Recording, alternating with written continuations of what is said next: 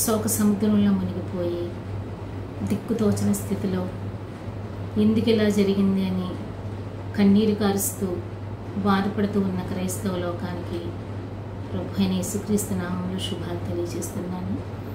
నిన్న మార్నింగ్ నుంచి మనెవ్వరం మనశ్శాంతి కూలిపోయినట్టుగా ఉన్నాం, కానీ నిన్న మార్నింగ్ నుంచి మనం ఎంతో బాధతో నిండిన హృదయాలతో ఉన్నాం. మనందరికీ నిన్న షాకింగ్ న్యూస్ ఏంటంటే, గొప్ప దైవజనుడు, క్రైస్తవులకు నోటి బోర, ప్రపంచవ్యాప్తంగా అన్ని రకాల ఫెయిత్ల్ని ప్రభావితం చేసిన ప్రవీణ్ పగడాల గారు ఆకస్మికంగా మరణించారు. అది మనకెంతో తీరని లోటు. కానీ నిన్నటి నుంచి ఆలోచిస్తుంటే కళ్ళల్లో నుంచి నీళ్ళు వస్తున్నాయి, గుండెంతా బరువెక్కినట్టుంటుంది. క్రైస్తవుల జీవితాన్ని ఇంతేనా? మనం నమ్ముకున్న దేవుడు మన ఇలాంటి మరణానికి అప్పచెప్తాడా? అనేక సందేహాలు వేధిస్తున్నాయి. దాని గురించి నిన్నటి నుంచి ఆలోచిస్తున్నాను. నా వంతుగా నేను ఏం చేయగలనండి? నేను దేవుడి దగ్గర అడిగినప్పుడు డెత్ గురించి క్రైస్తవుల దృక్పథం ఎలా ఉండాలో నువ్వు మాట్లాడమని దేవుడు నాకు ఇచ్చిన తలంపు ద్వారా నేను మీ ముందుకు వచ్చాను. మీ అందరికీ నమస్కారం. నా ఛానల్కి స్వాగతం. సుషీస్ వ్లాగ్స్.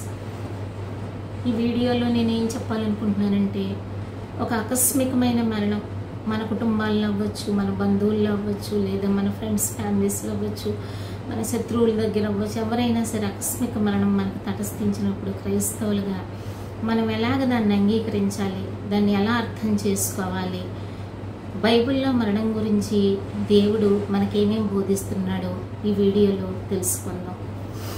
మరణం అనేది మానవ జీవితంలో ఒక అనివార్యమైన భాగం. ఇది ఎప్పుడైనా ఎలా జరుగుతుందో ఎవరికీ తెలియదు. ముఖ్యంగా ఆకస్మిక మరణం ఎదురైనప్పుడు దాన్ని అంగీకరించడం చాలా కష్టంగా అనిపిస్తుంది. క్రైస్తవ మతం మరణం గురించి లోతైన ఆధ్యాత్మిక దృక్పథాన్ని అందిస్తుంది మరియు దాన్ని ఎదుర్కోవడానికి శక్తిని, ఆశను ఇస్తుంది. క్రైస్తవ మతంలో మరణం ఒక ముగింపు కాదు, కానీ జీవితంలోకి ప్రవేశించే ఒక ద్వారం.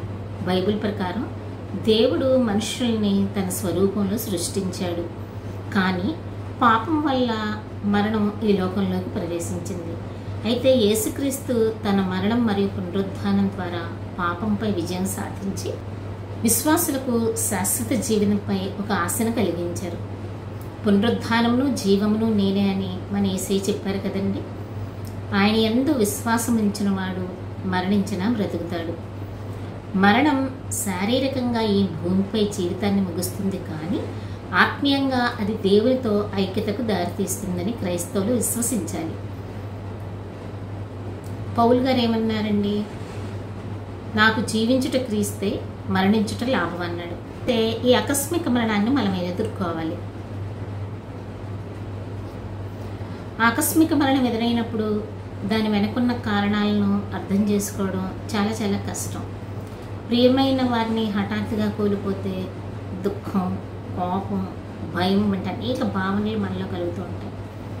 కానీ క్రైస్తవ మత ప్రకారం ఈ పరిస్థితుల్లో దేవునిపై ఆధారపడమని బైబిల్ పదే పదే బోధిస్తుంది. విశ్వాసంతో ఈ పరిస్థితులను మనం ఎదుర్కోవాలి. ఆకస్మిక మరణం దేవుని ప్రణాళికలో భాగమని మనం గ్రహిస్తే అది మనకెంతో ఓదార్పునిస్తుంది. రోమీలకు రాసిన పత్రికలో ఈ మాట ఉంటుంది కదండి.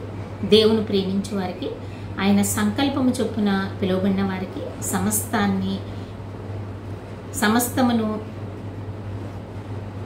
సమకూడి మేలుకు సహకరించునని ఎరుగుదమని అందులో చెప్పబడింది. ప్రార్థన ద్వారా శాంతి. ఏ విషయంలోనూ మనం చింతించకూడదు.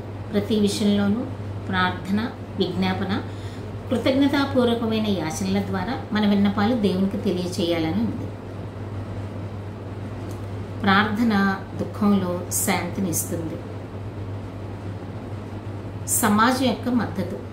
క్రైస్తవ సంఘంలో దుఃఖంలో ఉన్న వారికి సహాయం చేయడానికి మనం ఎప్పుడూ సిద్ధంగా ఉండాలి. ఒకరికొకరు ఓదార్చుకోవడం ద్వారా ఈ బాధ నుంచి మనం విముక్తి పొందగలం. మరణానికి మనం ఎప్పుడు సిద్ధంగా ఉండాలండి. క్రైస్తవులు తమ జీవితంలో ఎప్పుడైనా మరణం రావచ్చని గుర్తించి దాన్ని ఎదుర్కోవడానికి సిద్ధంగా ఉండాలని బైబిల్ పదే పదే చెప్తుంది. మనం ఊహించిన గడిలో మనిషి కుమారుడు వస్తాడు. ఇది ఆకస్మిక మరణాన్ని ఎదుర్కోవడానికి ఆధ్యాత్మికంగా సన్నద్ధంగా ఉండమని దేవుడు మనకి సూచిస్తున్నారు. శాశ్వత జీవనంపై ఆశ. క్రైస్తవ మతం మరణాన్ని భయపడాల్సిన విషయంగా కాకుండా దేవునితో శాశ్వత జీవనానికి దారితీసే ఒక అడుగుగా సూచిస్తుంది. ప్రకటన గ్రంథంలో వారి కన్నీటి నుండి కారే ప్రతి బాష్ప బిందువును ఆయన తుడుస్తానన్నాడు. ఇక మీదట మరణమైన, దుఃఖమైన, ఏడ్పైన, వేదనైనా ఉండమనే వాగ్దానం మనకు ఉంది కదండి. ముగింపుగా, ఈ మరణం మనందరికీ ఎంతో తీరని లోటు. కానీ ఇక్కడ నేను ఒక విషయం చెప్పాలనుకుంటున్నాను. ప్రవీణ్ ప్రగడాల గారు ఆయన వేసిన ఫౌండేషన్, ఒక క్రిస్టియన్ వరల్డ్కి ఆయన చేసిన సేవలు ఈ భూమి ఉన్నంతకాలం ఉంటాయండి. ఇంటర్నెట్లో ఆయనకి సంబంధించిన వీడియోలు, ఆయన ఇచ్చిన ప్రసంగాలు, ఆయన రాసిన పుస్తకాలు, లేదంటే ఆయన ప్రభావితం చేసిన వ్యక్తులు, ఇవన్నీ కూడానండి మనుషుల్ని ఎప్పుడూ ప్రభావితం చేస్తూనే ఉంటాయి.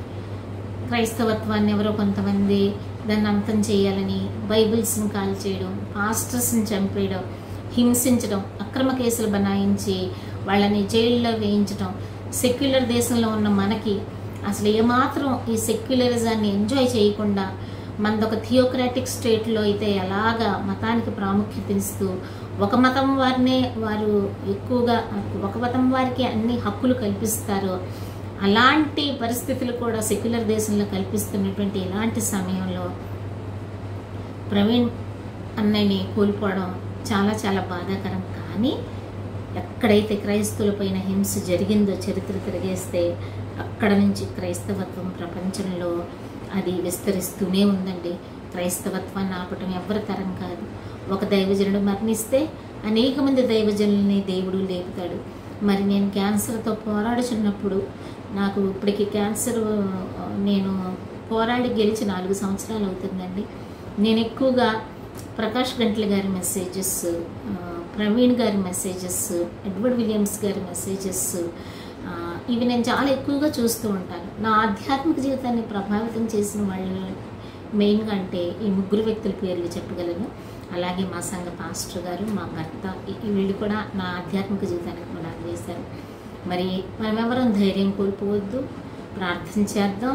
ఏ పరిస్థితులు మన జీవితంలో దేవుడు ఎలవ చేసినా దాని గుండా నడవడానికి ప్రయత్నిద్దాం. ప్రార్థనే ప్రతి ప్రశ్నకి సమాధానాన్ని మనకిస్తుంది. మరొక మంచి వీడియోతో, మంచి విషయాలతో మీ ముందుకు వస్తాను. నా ఈ చిన్న ప్రయత్నాన్ని ఆశీర్వదించండి, దీవించండి, నా కోసం ప్రార్థన చేయండి. నా పేరు తెలుసు కదండి, నా పేరు సుశీల, నా ఛానల్ పేరు సుశీస్ వ్లాగ్స్. లైక్ చేయండి, షేర్ చేయండి, సబ్స్క్రైబ్ చేయండి. దేవుడు మనందరినీ దీవించునుగాక. ఆమేన్.